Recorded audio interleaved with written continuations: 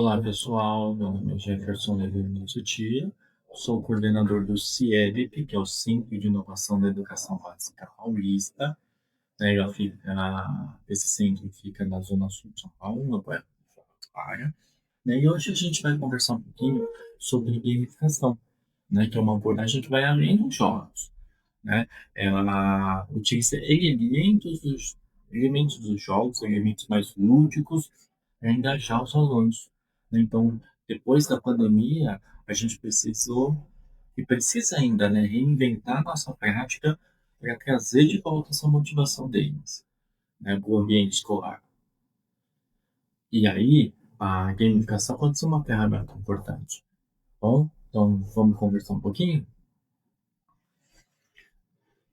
Vamos lá. Por que a gente tem que falar? Por que a gente vai falar de gamificação agora?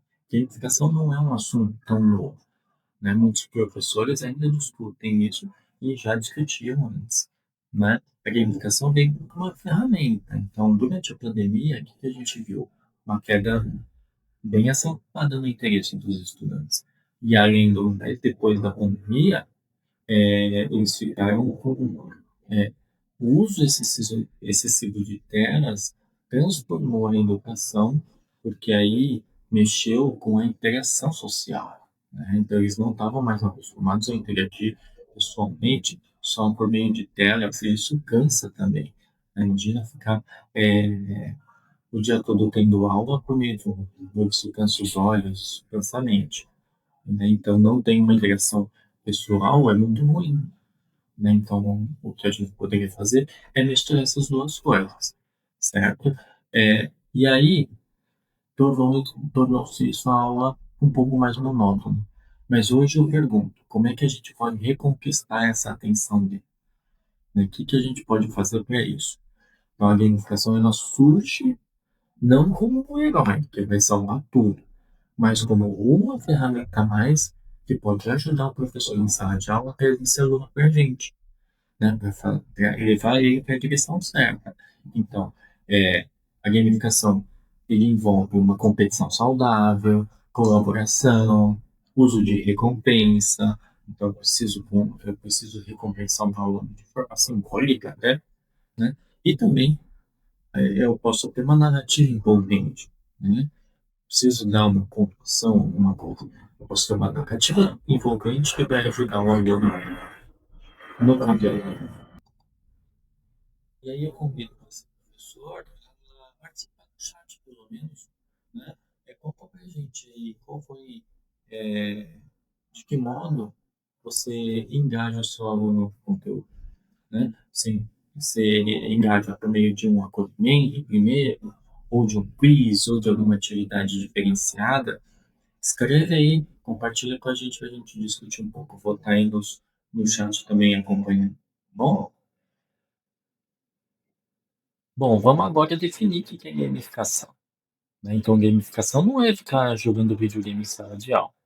Muitos até teriam interesse, mas também não é aprender muita coisa, não, né? Mas na definição é você aplicar as mecânicas, as dinâmicas dos jogos, né, como pontos, níveis, recompensas, desafios, no contexto educacional.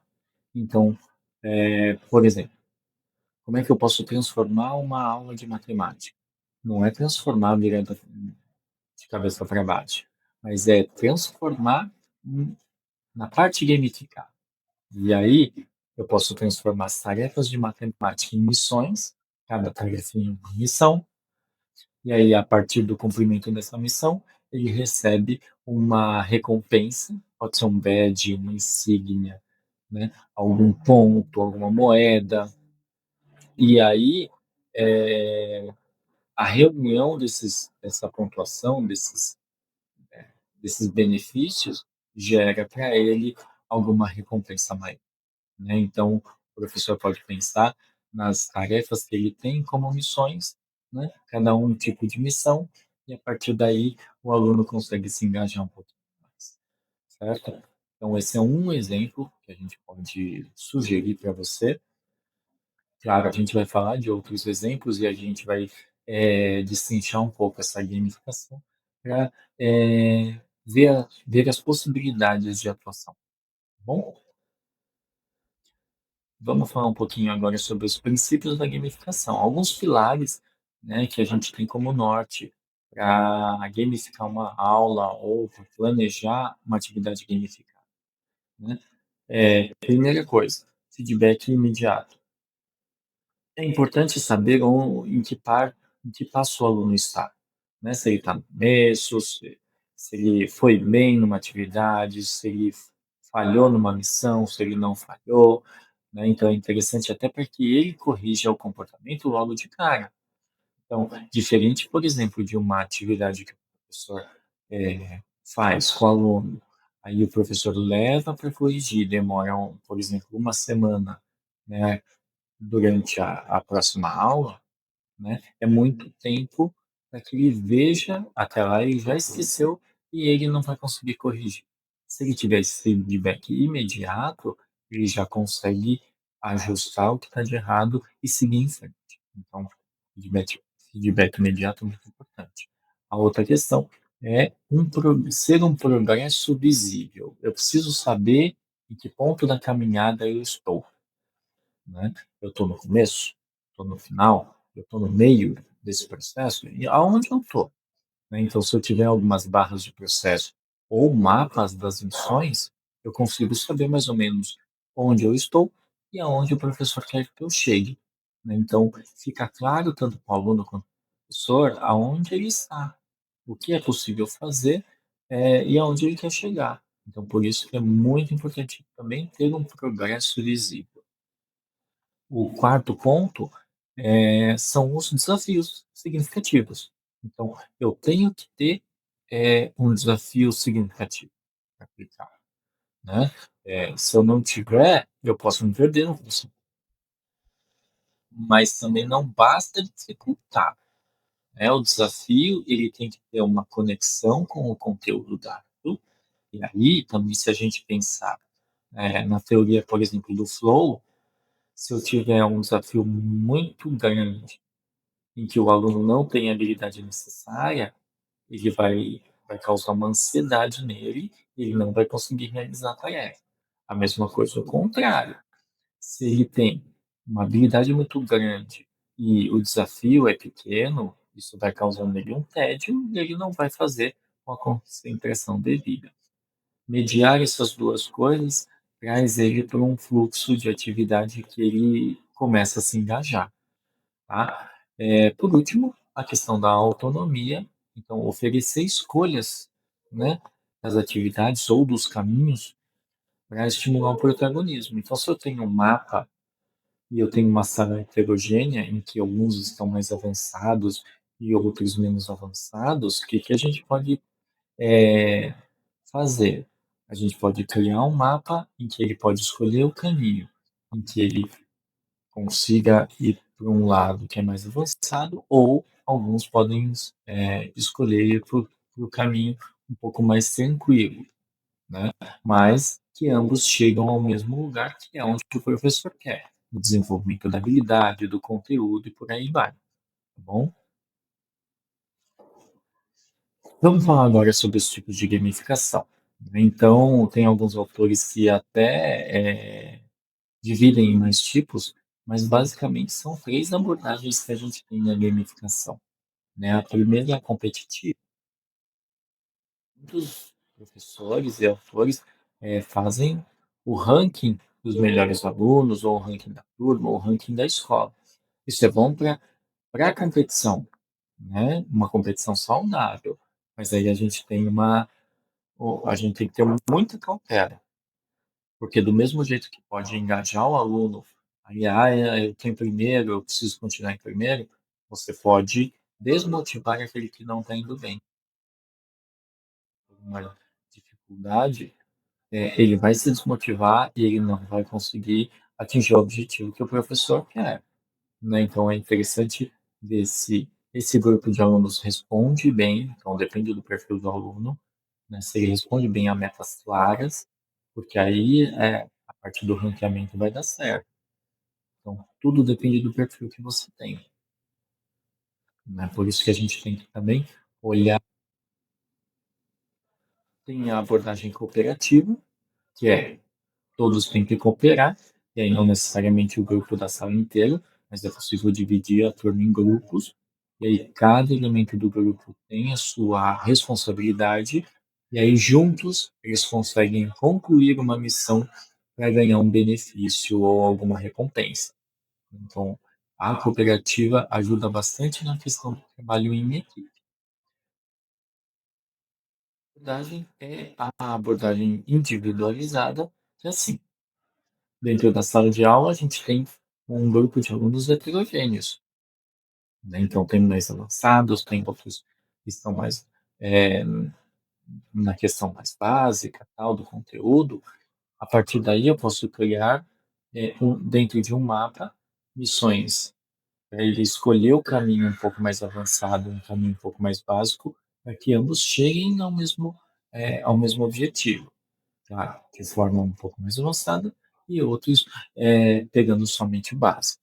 Mas é possível desenhar e planejar esse tipo de contexto, tá bom? Então, isso é bom para que o aluno veja e tenha suas metas pessoais a serem batidas. Então, ele verifica lá quantas insígnias eu tenho, quantos certificados eu recebi, quanto de pontuação eu tenho, e aí, ao final de tudo isso, ele consegue ver o todo, o quanto ele avançou, né?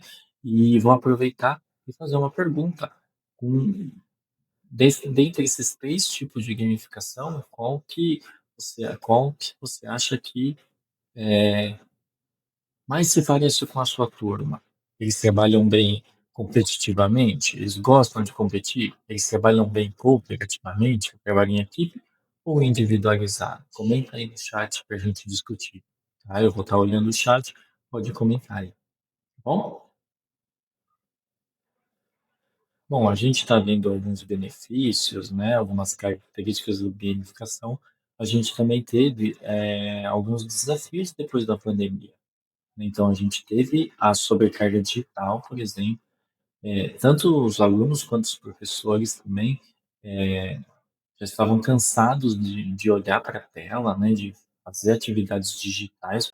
Cansa mesmo a vista você ficar numa atividade online ou no computador, ou uma atividade digital por muito tempo, né? A gente precisa controlar esse tipo de coisa.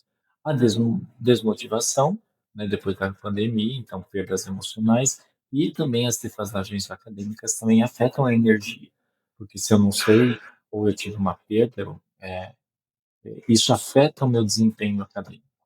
E a questão dos recursos limitados, eu posso não ter uma internet disponível ou equipamentos, isso tudo depende muito da unidade escolar, né? Então, é tudo isso que a gente tem que analisar.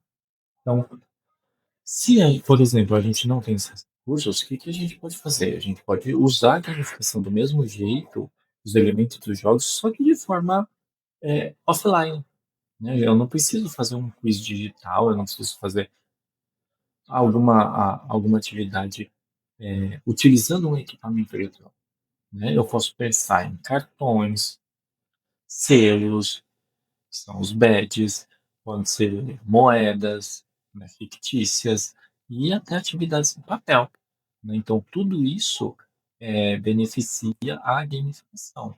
Então, eu posso utilizar de maneira offline, como também de maneira online. Bom, está muito bonito, né, as características, tal, os pilares, os princípios, mas, de fato, como é que eu aplico isso na prática, né? Então, aqui tem algumas dicas para ajudar você a se planejar, né, para não pegar alguns incidentes durante o processo. Então, eu tenho que definir um objetivo claro, que eu quero desenvolver nos meus alunos? Qual é a habilidade que eu quero? É localizar informações implícitas no texto, em língua portuguesa, por exemplo? É dominar o conteúdo de geometria? Esse é um objetivo mais geral, né? Claro que depois cada passo vai ser detalhado qual é a habilidade específica que você quer desenvolver, tá bom? Então, defina qual é o objetivo. Então, ao planejar a sua aula, defina o que você quer que eles aprendam, né? No final, o que que ele tem que saber da sua disciplina, certo? 2, crie pequenas missões. Então, lembra que a gente comentou das tarefas? Então, eu posso quantificar essas tarefas e agrupá-las em tipos de missões. Então, a missão um envolve 5 tarefas, a missão 2 envolve mais 5 e por aí vai. Então, aí, ao final de cada missão, ele tem um benefício, ele cumpriu uma etapa do meu objetivo final. Então, é possível planejar esse tipo de coisa. Então, eu defini meu objetivo principal e agora eu vou criando as etapas. Ofereça também as recompensas simbólicas, claro, né, então badges, que são insígnias, pontos, benefícios, né, na escola. Então tudo isso são, passos para você engajar o seu aluno, porque se você faz e não recebe, nenhum incentivo de volta, claro que eu vou desanimar. Então, mesmo que o professor tenha um reconhecimento, ó, você recebeu aí um certificado, ou uma moeda fictícia, ou alguma coisa, está dizendo que, ó, eu fiz, tá legal, então vou continuar fazendo. Isso engaja mais o grupo, tá? E também, por último, planejar as etapas. Eu digo que a parte do planejamento é a principal coisa quando a gente vai fazer uma aula, né. Então eu tenho que começar pelo planejamento. Então, eu tenho o planejamento geral, que vai ser o meu objetivo, mas eu também tenho que planejar cada etapa. Qual que é o cronograma que eu vou seguir, se vai ser semanal, se as missões serão diárias, semanais, quinzenais, ao final do processo, o que que eu vou fazer, como é que eu vou avaliar, tudo isso eu tenho que colocar no meu planejamento. Se eu não colocar no meu planejamento, pode ser que alguma coisa escape por aí, tá bom? Então, eu dei até um exemplo, não um exemplo prático, assim, né?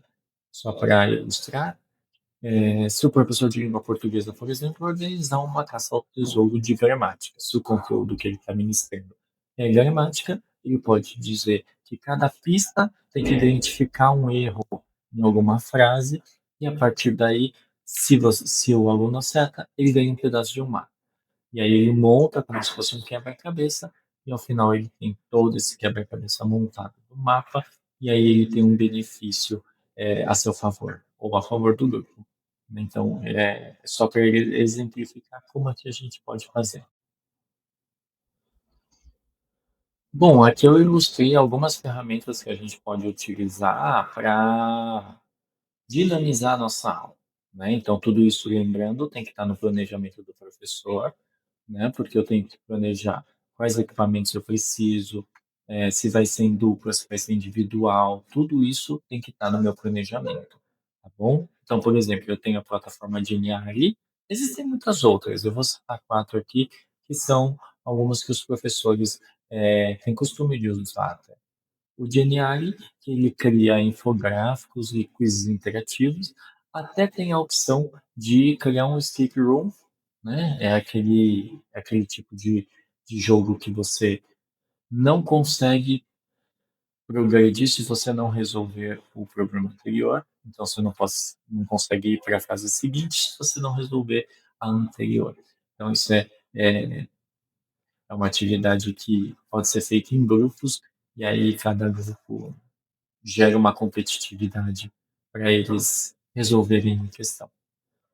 Eu tenho também o Wordwall,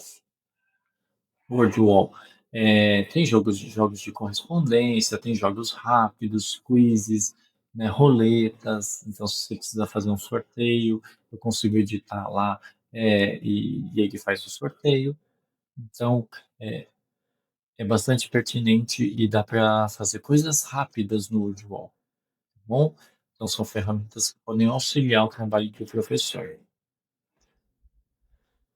As 2 últimas, elas são um pouco parecidas, porque elas geram quizzes, mas em formatos diferentes. Então, o Kahoot, que muitos professores já conhecem, né, então ele faz quizzes, de forma em tempo real, né? Então ele tem um ranqueamento lá, então é bem colorido, bem prático, né? Então pode gerar um engajamento em uma das atividades do professor. Da mesma forma, tem o Quizzes. O Quizzes, ele também gera um quiz, né? Mas ele gera também pontuação, tanto por ter acertado a questão, quanto pelo tempo em que você resolve. Então, dá para fazer. Então, são avaliações gamificadas, dá para fazer no Quizzes, e você consegue ver um relatório completo do que o aluno errou, do que o aluno acertou, né? Qual foi a porcentagem, quem foi o vencedor, dá para ranquear também, né? E aí pode premiar. Tá bom? Então, isso pode servir para uma avaliação, por exemplo, tá bom? Então, essas são quatro ferramentas que é possível utilizar na educação, mas a gente sabe que pela internet existem muitas outras, inúmeras plataformas que podem ajudar o professor. Agora, eu queria propor uma interação entre a gente, porque eu estou acompanhando no chat, e aí o comentário de vocês, né, eu não ia deixar sozinhos, e não vou pedir para vocês planejarem uma aula, porque eu sei que demanda bastante tempo, mas eu quero que você pense em um quesito da sua aula, né? Algo que você faz rotineiramente, né? E que é possível transformar num mini-jogo. Pensa numa atividade que você ou fez essa semana ou vai fazer na semana que vem. Pensa nisso, uma atividade que você já está acostumado ou um procedimento que você faz que dá para transformar num tipo de jogo, usando os elementos que a gente já comentou por aqui, tá?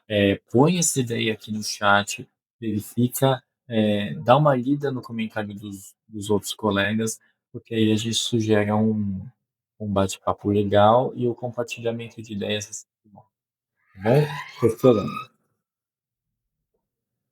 Bem, a gente está chegando ao final, né, dessa conversa. Espero que tenha feito sentido para a sua prática, né? E queria deixar não uma frase de algum autor, mas uma reflexão para a gente mesmo, né? Então, gamificar é dar propósito à aprendizagem, motivar e engajar. Tem que começar pequeno, testa, ajusta e tem que celebrar cada uma das conquistas dos alunos, porque é isso que engaja, né? Então, essa gamificação ela pode ser o diferencial dessa retomada da pandemia. Escolha então um elemento dos games que a gente comentou e comece, né? Que nem a atividade que eu propus. Começa pequeno, né? Escolhe um elemento, ou uma insígnia, ou um cartão, ou algum ponto, alguma coisa desse tipo. Faz um ranking, ou faz uma barra de progresso e tenta, começa pequeno, porque o primeiro passo é mais importante. Quando você der o primeiro passo e vê que não é nenhum monstro de sete cabeças, aí ele já começa a melhorar tanto a sua aula quanto o engajamento dos alunos. Porque a jornada do herói começa agora. A jornada do herói é algo que vem muito das narrativas dos games, né? É um elemento do game ter uma narrativa. Então eu posso é, não ter um aparato tecnológico, mas eu posso ter uma narrativa envolvente. A partir dessa narrativa, eu produzo as minhas missões, tá bom? Então, essa é a minha reflexão para esse fechamento dessa nossa conversa. Gente, eu queria agradecer, por ter escolhido essa palestra, por ter escolhido essa conversa com a gente. Muito obrigado pela participação. É, Como eu disse, eu sou o coordenador do CIEBP, que é o Centro de Inovação. Quem quiser conhecer o centro, que a gente tem 6 espaços, né, de aprendizagem com cultura maker, cultura digital, prototipagem, hub de inovação, robótica. Pode ir lá, agenda com a gente tem uma conversa e a gente pode conversar mais sobre metodologias ativas, sobre robótica, sobre o que a gente pode fazer na escola para melhorar a qualidade da educação, tá bom? Então, agradeço novamente, agradeço o pessoal do CETEC, por ter proporcionado, essa conversa com a gente, e até mais.